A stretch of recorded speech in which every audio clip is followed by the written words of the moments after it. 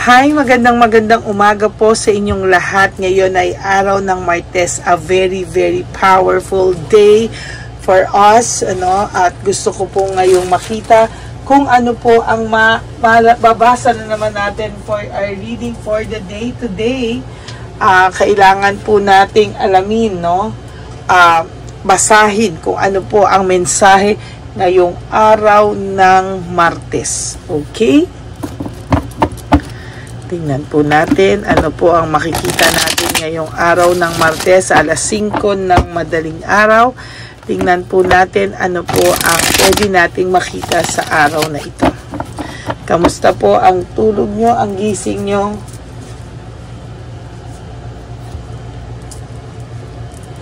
Yan.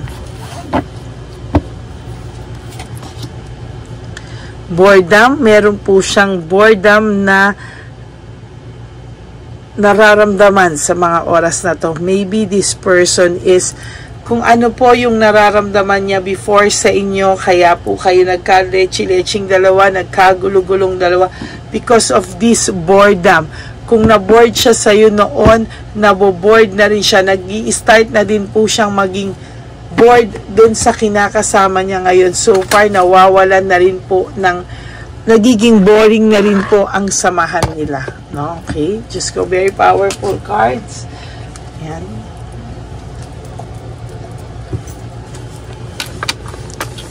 Kung naging boring ang relationship niyo noon,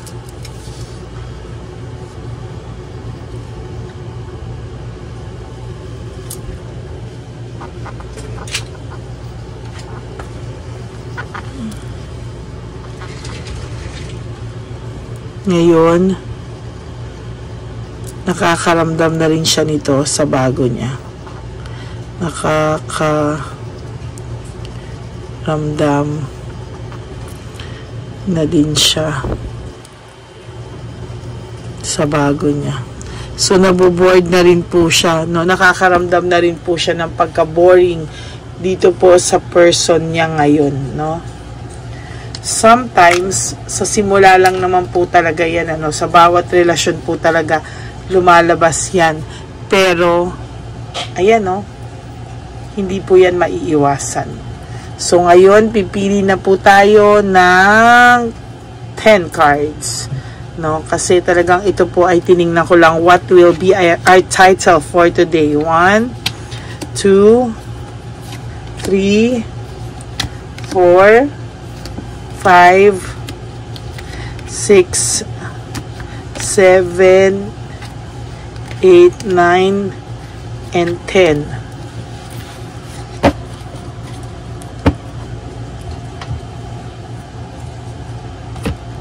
And then, dito naman po,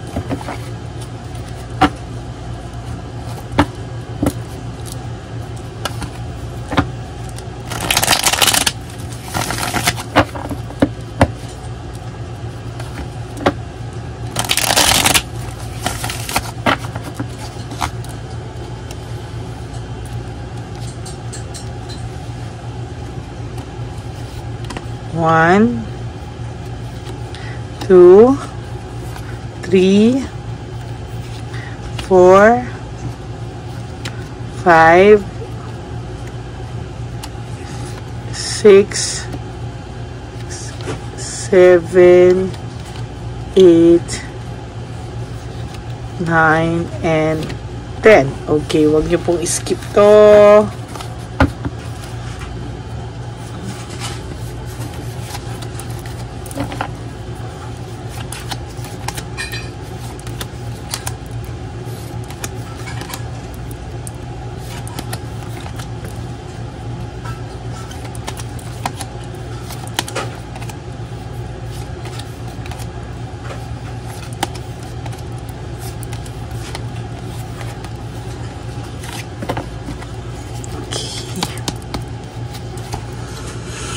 Oh, so talagang nag-aaway talaga sila sa mga panahon na to. Meron silang hindi pagkakaintindihan, and maybe ngayon parang sobra yung inis ng isa sa isa. It's either si Chabelitang Palaka yung gigil na gigil sa kanya, galit na galit sa kanya, feeling ko po yung mas inis po yung babae, no? May nangyayari dito. Maybe pati ikaw nadadamay, ano? Kasi po, ang nangyayari po dito is somehow naaapektuhan ka po. Why? Because your person, parang namimiss ka po siguro talaga ng person mo. Kaya itong person mo, sa araw na ito ay visit na visit, no? Talaga pong iniisip ka po niya, no? For whatever reason, naiisip ka po ng taong to, no? Ayan, no? Kasi sa totoo lang po, hindi niya po maintindihan, ano? Hindi niya po maintindihan sa sarili niya ano po ang nangyari, bakit daw po kanya namimiss. At sa totoo lang po, miss na miss ka po ng person na to. Oh. As a matter of fact, gusto ka po niyang makausap, pero hindi ka lang po, wala lang po siya ngayong wala lang po siya ngayong guts, yun ang right term, wala lang po siyang guts ngayon, nakausapin ka actually, no? Gusto po, for those of you na bata pa po yung mga bata pa po yung mga relationship, gusto pong mabuntis, magpabuntis nung babae, no? Para po mahawakan niya sa leeg itong lalaki. Pero so far po, ayaw po ng person yung magkaanak sila. Or ayaw po ng person yun na, kung may anak man po to, ayaw na pong madagdagan pa, no? Ayaw po ng responsibilidad ng inyong person pa, additional responsibility, no? Ayaw po niya talaga. Dahil sa ngayon po, nakakaramdam na po siya talaga ng fatigue and over stress, exhausted po ang person nyo dito sa kanyang kinakasama, or somehow nga kasi nakakaramdam siya ng panlalamig this past few days, no? Talagang hindi niya maintindihan bakit siya merong feeling of doubts dito sa person na to, no? And ayan po, burnout and overstress siya for the past weeks and days. Ayan, no? Fatigue and exhausted siya, burnout and overstress. So saan pa, no? A very very powerful card. Ayan, magkatabi po. Sobrang exhausted siya, burnout, overstress, overfatigue, ano pa, no? There's hatred, there's boredom, no? Let's go. Yun ang masasabi ko, just go. There's legal matters. Maybe meron po sa kanyang pinapanakot itong babaeng to, or meron silang hold sa isa't isa, no? May insecurity po talaga akong nararamdaman sa person, sa third party when it comes to you, no? Ingat ka lang po kasi itong third party is mas matapang pa po sa'yo, na talagang ikaw pa yung guguluhin, no? Kayang-kaya niya pong manggulo. Oh my God, the tower, lumabas na naman ang tower, no? The tower is the destruction, disaster. Ito po ang pinaka hindi magandang cards, no? Sunod-sunod na malas po ang ibig sabihin nito. Kaya ang feeling ko po, naging boring yung relationship nyo, nagiging boring na rin po ang relationship nila. Nagsisimula na pong maging cycle din yung relationship nila, no? Nawala na po sila sa honeymoon stage.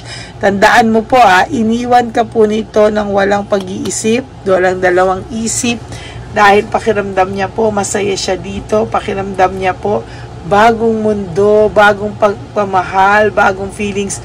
But huwag ka pong mag-worry, nagsisimula na po siyang makaramdam ng pakiramdam na ganyan, ano? Na boring na rin siya.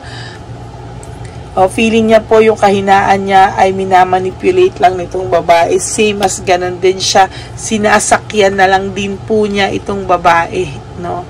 Hindi niya po alam kung hanggang kailan siya magtsatsaga. Pinapalabas nila, pareho silang plastic, no? Pinapalabas po nila na they're both okay, pero sa totoo lang, pareho po silang hindi okay. Leaving behind, walking away. kung ano po yung ginawa niya sa'yo, pinapangako ko sa'yo, sa nakikita ko sa baraha mo, gagawin at gagawin din po sa kanya ng person mo, no? Gagawin din po sa kanya, at huwag ka po mag-alala, mauulit lang sa kanya, no?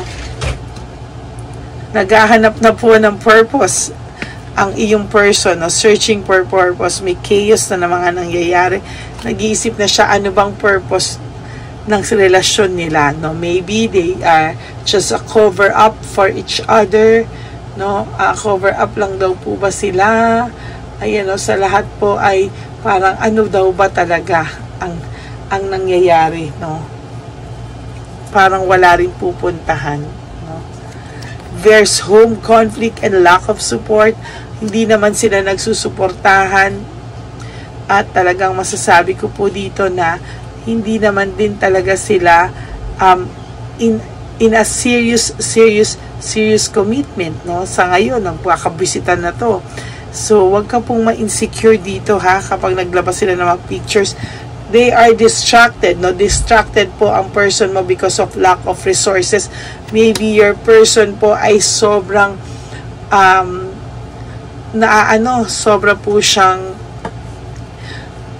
tawag dito, nagkakaroon po siya ng financial loss or financial problems, no? Talaga pong nakikita ko po na aligaga ako sa cards niya na parang hindi ko po alam kung ano ang uunahin kong sabihin sa inyong lahat, kasi po sunod-sunod po yung disaster sa buhay niya, no? Sunod-sunod po yung kamalasan na kahit siya, hindi niya na rin po alam kung ano yung sunod-sunod niyang gagawin. Selfishness, jealousy, and insecurity.